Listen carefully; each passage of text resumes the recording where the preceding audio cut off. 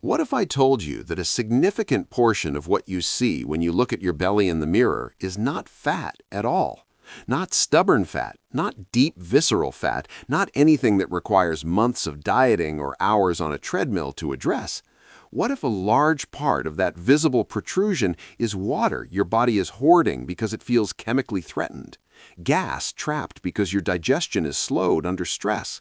Inflammation pressing outward from organs that are responding to signals you did not know you were sending. Because here is what an MRI of the average stressed, sleep-deprived, modern adult midsection actually reveals.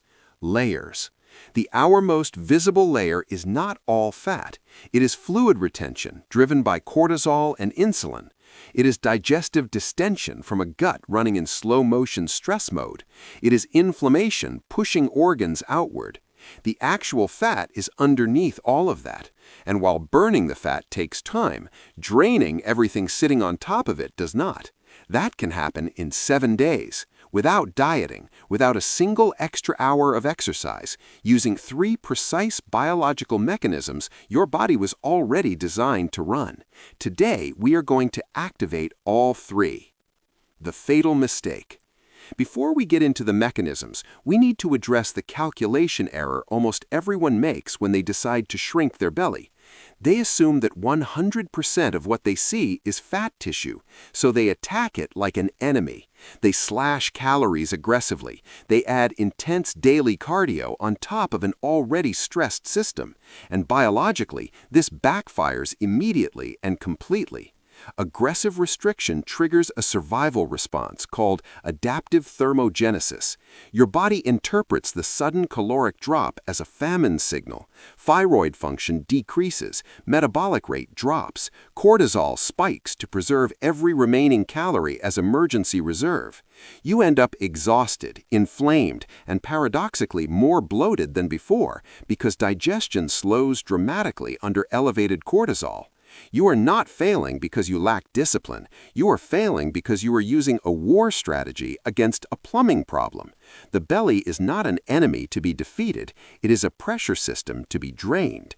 And the moment you switch from soldier to engineer, everything changes. Here is the engineerment approach.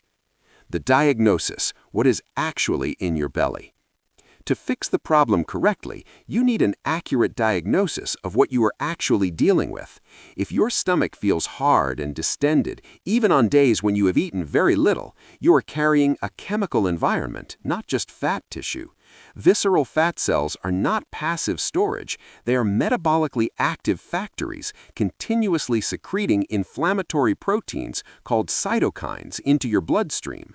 Your body responds to this internal inflammation by retaining water to dilute it, the same way a sprained ankle swells. Simultaneously, elevated insulin instructs your kidneys to hoard sodium, pulling more fluid into your tissues. Elevated cortisol mimics aldosterone, the fluid retention hormone, compounding the swelling further. So what you're looking at in the mirror has 3 distinct layers. The first is retained fluid driven by stress hormones and insulin. The second is gas and digestive distension caused by a gut operating in slow-motion stress mode. The third, sitting beneath all of that, is the actual fat tissue. The fat requires weeks and months to move meaningfully, but the fluid and the distension, those can drain in days when you send the right signals. Here are the 3 mechanisms. Mechanism 1. The lymphatic drainage protocol. The lymphatic system is your body's internal drainage network. Unlike the cardiovascular system, it has no pump. It moves entirely through muscle contraction, breathing, and body position. And in sedentary, chronically stressed individuals, it stagnates. Fluid accumulates in tissues. Inflammation builds pressure. The belly appears larger, not because fat has grown, but because the drain is blocked. The protocol for the next 7 days is deliberate lymphatic activation twice daily. Every morning, before food or caffeine, drink 500 milliliters of plain water at room temperature. Then spend 10 minutes doing slow, deep diaphragmatic breathing. Inhaling through the nose for 4 counts, exhaling fully through the mouth for 6. This breathing pattern creates rhythmic pressure changes in the thoracic cavity that physically pump lymphatic fluid upward through the drainage ducts near your collarbone. It is the manual activation of a pump that stress and shallow breathing keep switched off. In the evening, add a 10-minute slow walk at the lowest comfortable pace, not for calorie burning, for lymphatic circulation. The gentle alternating contraction of leg muscles acts as a secondary lymphatic pump, moving stagnant fluid out of the lower abdomen and legs. Within 3 to 4 days of consistent lymphatic activation, most people notice their face looks less puffy and their midsection feels softer and less pressurized. This is the drain opening. The fluid that chronic stress built up is finally finding its way out. Mechanism 2. The overnight insulin drop. Every time you consume calories, insulin rises. Insulin is the storage hormone, and in its presence, 2 things cannot happen simultaneously: fat burning and fluid release. The kidneys cannot excrete sodium while insulin is elevated.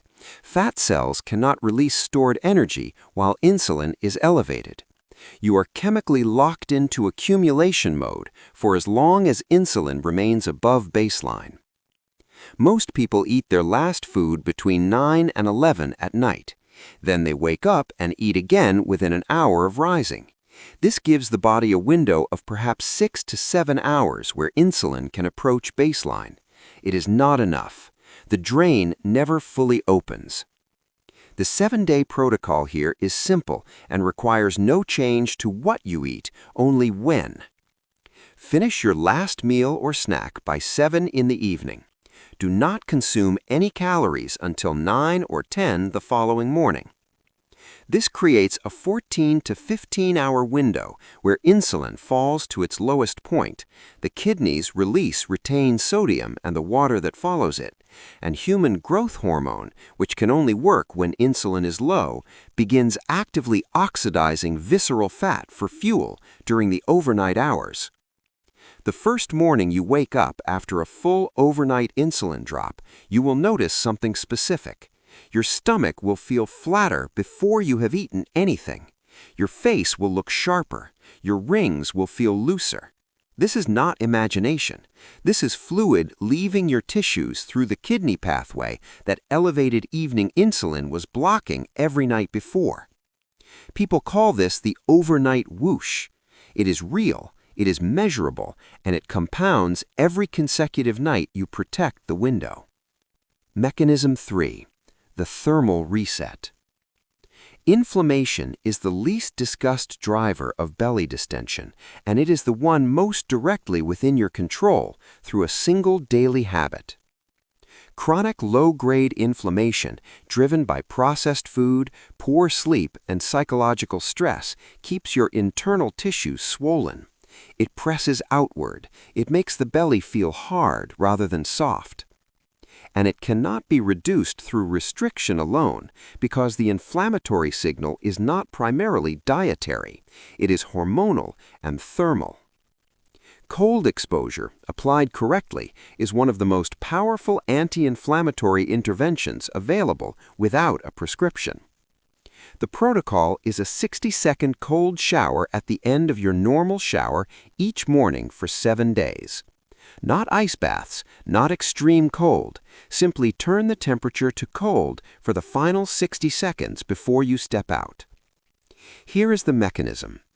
Cold water exposure activates the vagus nerve and shifts the nervous system from sympathetic to parasympathetic. Norepinephrine is released, which has a direct anti-inflammatory effect on tissue. Circulating levels of inflammatory cytokines measurably drop.